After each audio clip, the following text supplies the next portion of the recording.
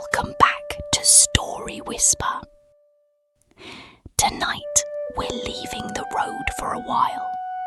Past the lighthouse, past the inn, there's a narrow path that turns off into the trees. Easy to miss unless you're the kind of traveller who notices small things. Tonight we're going to follow it. Get comfortable. Dim the lights if you can. Pull a blanket close. And let's begin.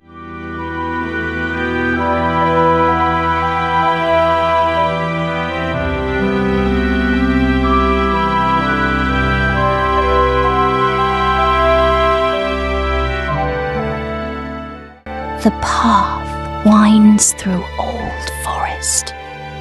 Tall trees, moss-covered. The kind of wood that feels like it has been growing quietly for longer than anyone can properly account for. The air is cool and green-smelling, thick with the scent of damp earth and pine, and something faintly sweet, like wildflowers growing somewhere just out of sight.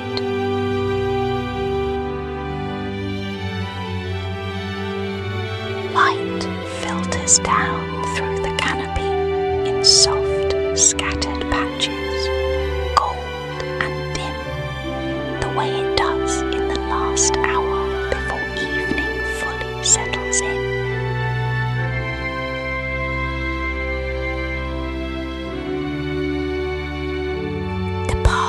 Is quiet. Birds call occasionally, soft and unhurried. Somewhere nearby, water moves over stone, a small stream perhaps following its own patient course through the trees.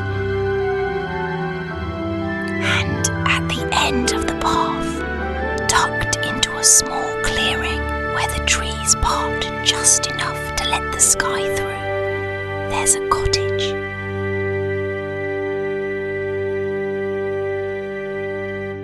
It's small, low-roofed, built from the same grey stone as the forest floor, with a thatched roof gone soft and mossy with age. Smoke curls from a crooked chimney. Flower boxes sit beneath two round windows, overflowing with herbs and small white blooms that seem to glow faintly in the dimming light. The garden surrounds the cottage, not the tidy, ordered garden of the bookshop's hidden courtyard, but something wilder.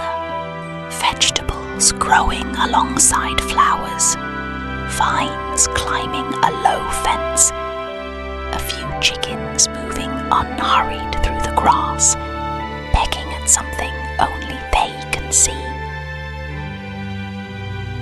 The door is wooden, weathered, slightly too small for its frame, in the way doors sometimes are in very old buildings. A wreath of dried herbs hangs beside it, filling the air with a faint, warm scent. Rosemary, perhaps, and something else, something harder to name.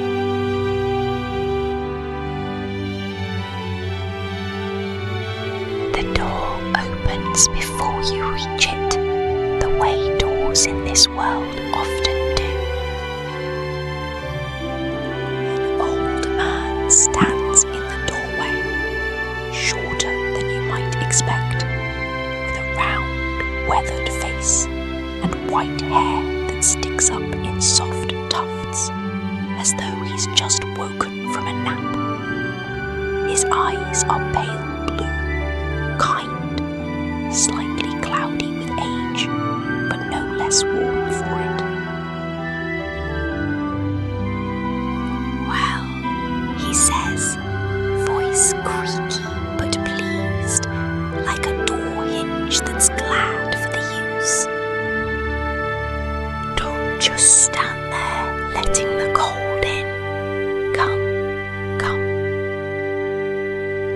steps back, gesturing you inside with a hand spotted with age, gentle as a leaf settling onto still water.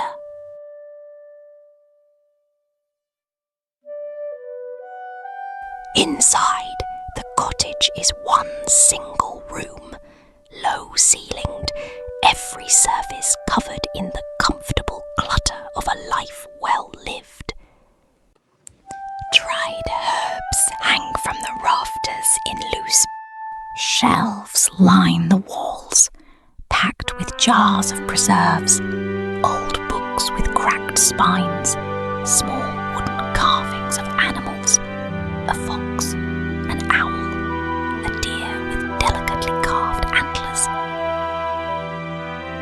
A fire crackles in a wide stone hearth, and beside it a worn armchair with a knitted blanket draped over one arm, clearly the old man's favourite spot. A second chair sits across from it, smaller but no less comfortable, with a cushion that looks recently plumped, as though it had been waiting for you specifically. The smell is extraordinary. Wood smoke, dried herbs, something baking, something simmering, the accumulated smell of decades of meals cooked in the same small kitchen.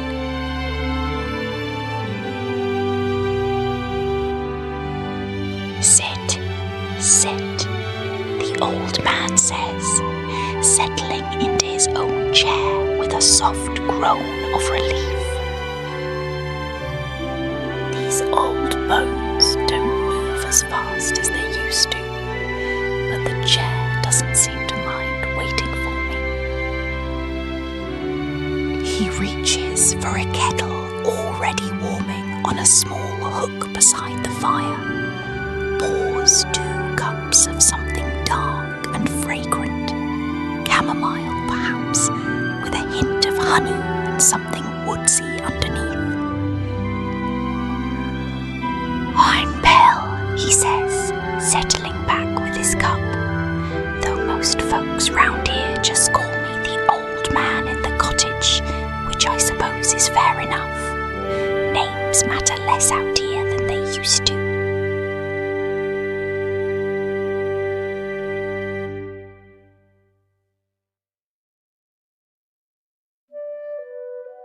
The fire crackles softly.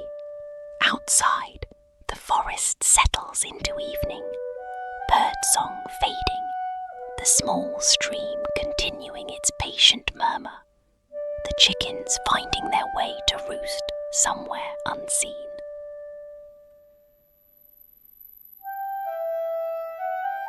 Pell watches the fire for a long moment, the kind of comfortable silence that doesn't need filling. This cottage, he says eventually, remembers things. Did you know that?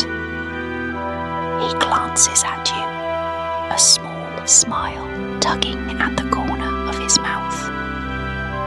Not in any grand way. It doesn't talk, doesn't move things about on its own, but it remembers.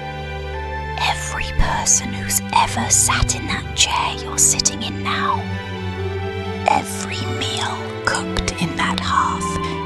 Every story told beside this fire. He taps the arm of his chair gently. Buildings hold on to things if they're lived in long enough, loved enough.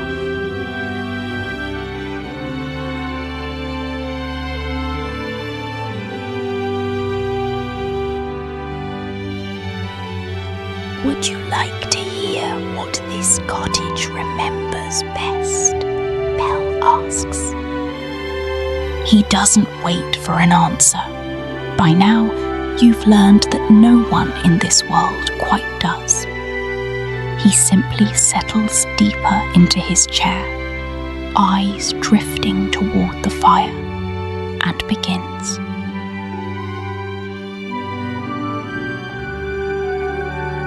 This cottage was built, though built feels sounds like too simple a word for it, by a woman named Marin more years ago than Pell can properly count. He wasn't there for the beginning. No one currently living was.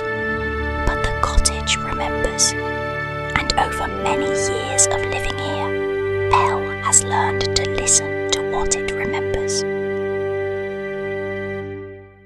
Marin had come to these woods alone in a difficult season of her life, looking for somewhere quiet to simply be for a while.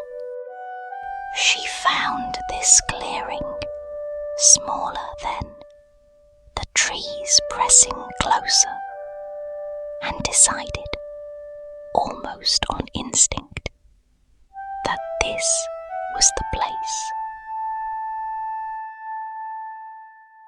She built the cottage slowly over several years, stone by stone, beam by beam.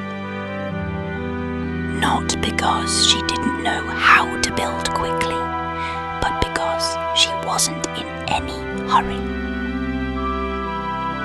The forest, she said, had taught her patience. Trees don't rush. Why should she?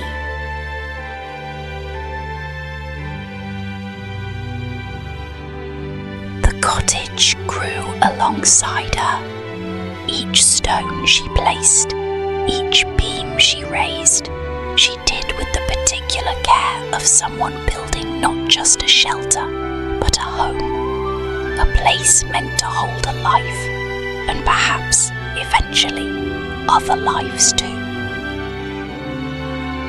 She planted the garden the same way, slowly, patiently, learning which herbs grew well in the dappled forest light, which vegetables needed more sun, which flowers the bees seemed to favour.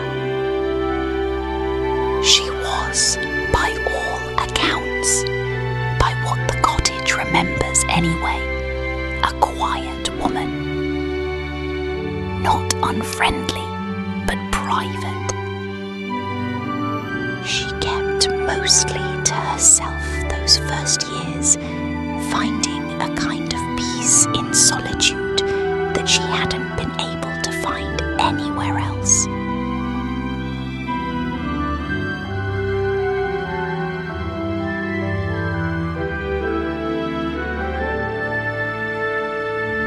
But solitude, even chosen solitude, has a way of softening over time.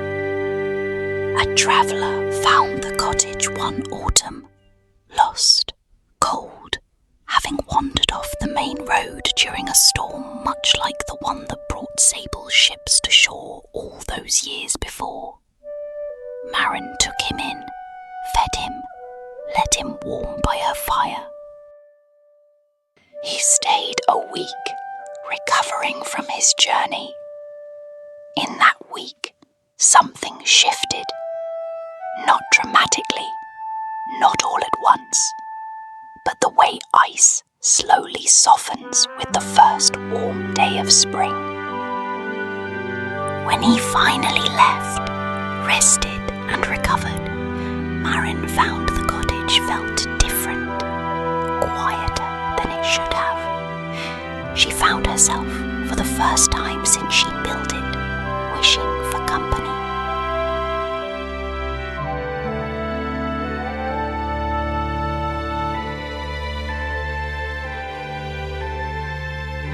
He came back, of course. Travellers in this world often do, when something has called to them. His name was Edrin, and he was, Pell pauses here, considering, something like a wandering healer, I suppose. Someone who moved place to place, helping where help was needed, never quite settling anywhere. He returned to Marin's cottage 3 more times that year, each visit a little longer than the last. Each could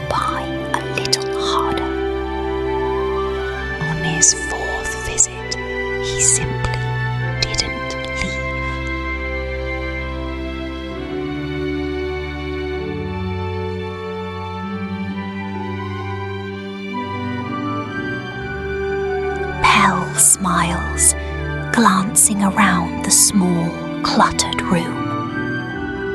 They lived here together for many years, he says. Maren tending her garden, her herbs, her quiet patience with growing things. Edrin tending to whoever wandered up that path needing help. A fever, a wound, a heart grown weary from too much travelling. He gestures toward the shelves of jars. Half these preserves are recipes Maren perfected. Half these dried herbs are remedies Edrin gathered and prepared. The cottage doesn't separate them anymore. Why would it? They were never really separate in the end.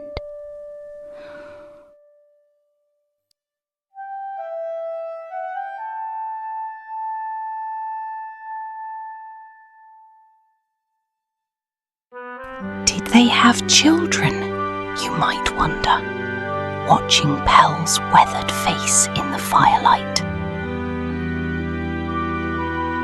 He chuckles, a warm, creaky sound. Not children of their own blood, no, but this cottage has never much cared about blood. Maren and Edrin took in whoever needed taking in. A lost child once, who grew up here and eventually became a healer herself, travelling these same roads Edrin once travelled. A young apprentice who came to learn herbcraft and stayed 40 years. He looks at you, eyes soft in the firelight. Family out here is less about who you're born to and more about who ends up sitting by your fire year after year. The cottage doesn't keep track of bloodlines, just who stayed, who came back, who mattered.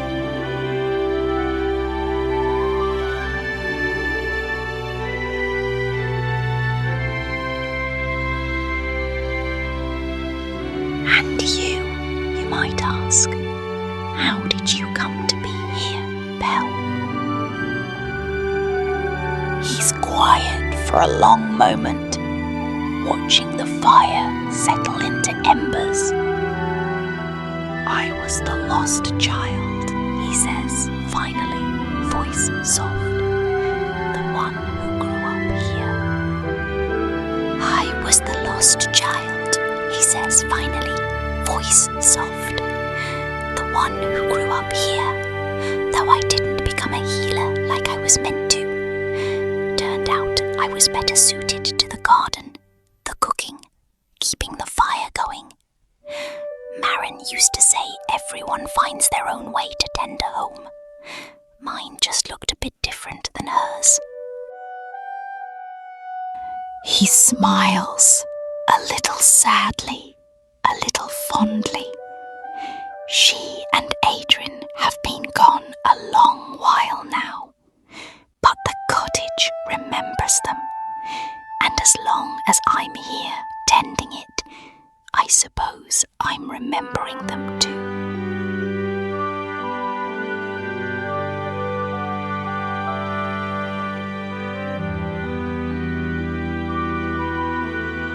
The fire crackles softly, settling into a steady bed of orange embers. Outside, the forest has gone fully dark now, the kind of deep, comfortable dark that comes with being surrounded by old trees and quiet earth. Pell rises slowly, moving to check something simmering over the fire, a stew by the smell of it, rich with herbs and something earthy. You'll stay for supper, he says, not a question. And the night, if you'd like. There's a small room upstairs. Used to be Edrin's healing room, but it makes a fine place to sleep these days. The cottage doesn't mind what a room becomes.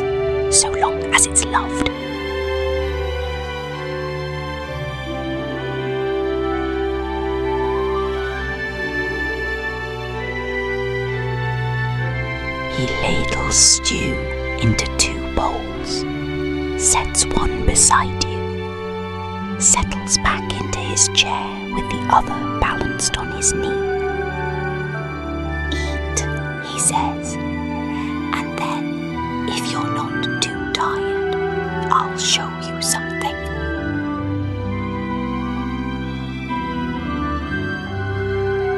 The stew is rich and warm, full of root vegetables and herbs you can't quite name, the kind of meal that seems to settle directly into your bones, chasing away a tiredness you hadn't quite realised you were carrying.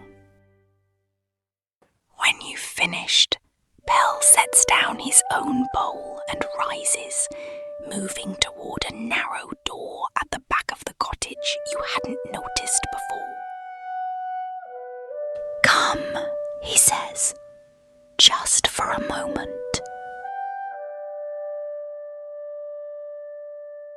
Beyond the door is a small room, not large enough for more than a few steps in any direction, but every wall is covered floor to ceiling with carvings.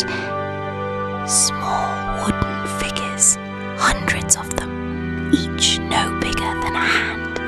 Animals, mostly, foxes and owls and deer, like the ones on the shelf in the main room, but also people, small figures with careful, lovingly rendered faces. Maren carved the animals, Pell says softly. Found it calming, she said, working with her hands after a long day in the garden. Edrin carved the people. Everyone who ever stayed here, however briefly, said it helped him remember them once they'd moved on. He picks up one figure gently, a small woman, hair carved in soft waves, an expression of quiet contentment. This one's Maren. Edrin carved it the year before she passed. Said he wanted to remember her exactly as she was that autumn. Happy, settled, surrounded by everything she'd built.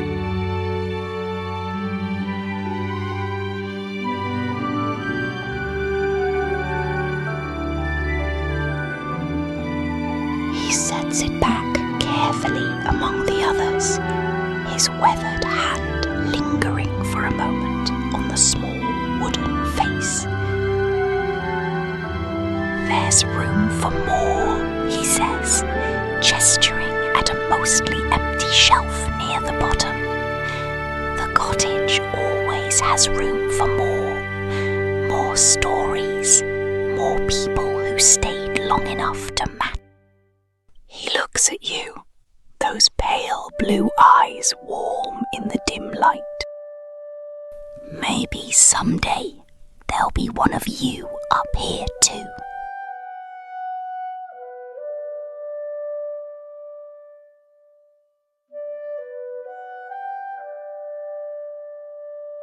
You return to the main room where the fire has settled into a low, steady glow. Pell gestures toward the stairs leading up to the small room that was once Edrin's healing space. Sleep well, he says. The cottage will keep the fire low through the night, just enough to keep the chill off. And if you wake in the dark and hear the forest settling around you, don't worry. It's just the trees remembering the day, the way the cottage remembers everyone who's ever stayed here.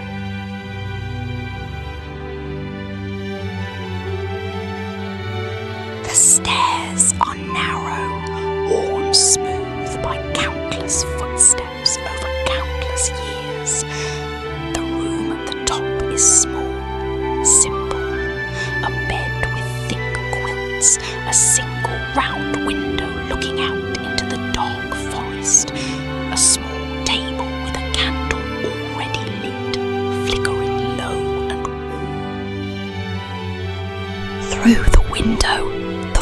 forest stretches out in every direction, vast and quiet and ancient.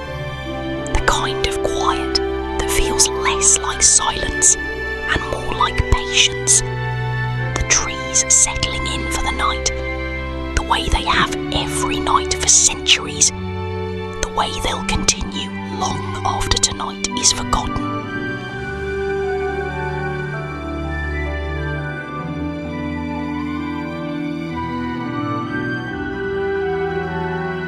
Somewhere below, you can hear Pell moving softly around the main room, banking the fire, washing the bowls, the comfortable sounds of someone closing out a day that has gone exactly as it should. The candle flickers, the quilts are heavy and warm. The window shows nothing but dark trees and a scattering of stars visible through gaps in the canopy. And somewhere in the walls around you, in the stone, in the wood, in the carved figures downstairs, the cottage holds its memories close. Marin's patience, Edrin's care. Every traveller who ever found this clearing and was welcomed in without question.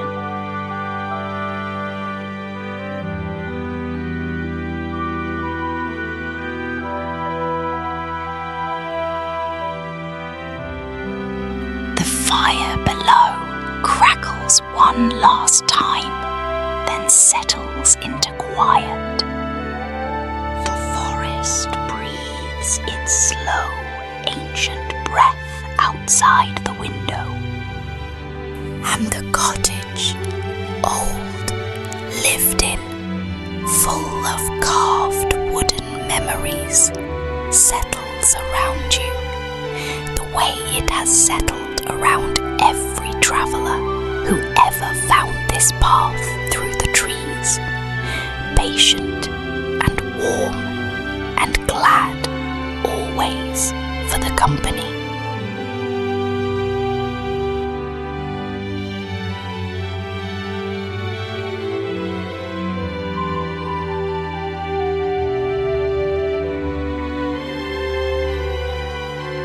If you're still awake, that's all right.